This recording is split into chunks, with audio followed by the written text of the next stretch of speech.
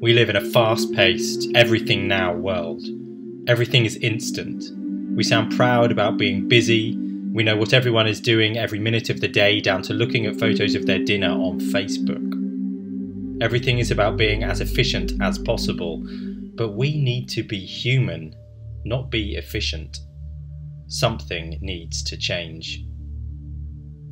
I'd like to share a vision of the future with you. Not one of those utopian futures that so many dream of, not even a dystopian future portrayed in so many films, but a future that is grounded in a change we can each make today, to choose the slow path.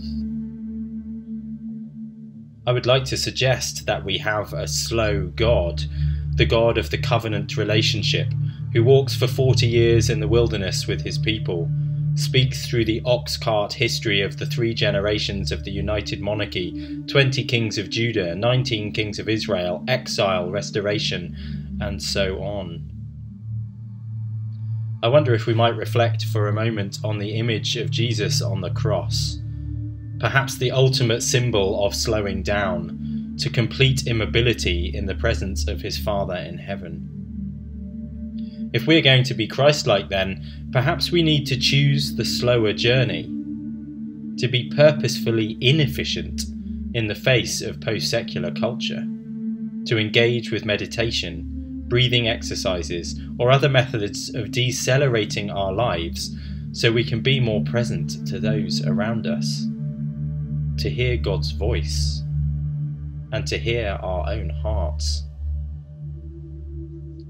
It's hard to focus in our technologically immediate world. We're always plugged in, being bombarded with music or advertising.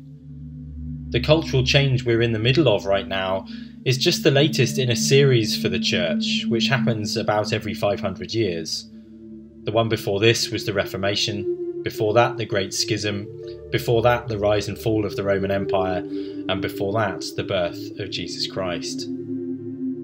Interestingly, there are one group of people who have seen all of these changes through since around the year 500. About that time, St. Benedict wrote his rule, and monastic communities have developed ever since as a model of steadfast spirituality. Monastic communities have always known about the slow path. They've always made the choice to walk the slow path. Monastic rhythms of life and contemplative spirituality make you slow down and focus on how you are walking the journey of faith. One example of a monastic way to pray, a way to slow down and focus on your spiritual journey, is to walk a labyrinth.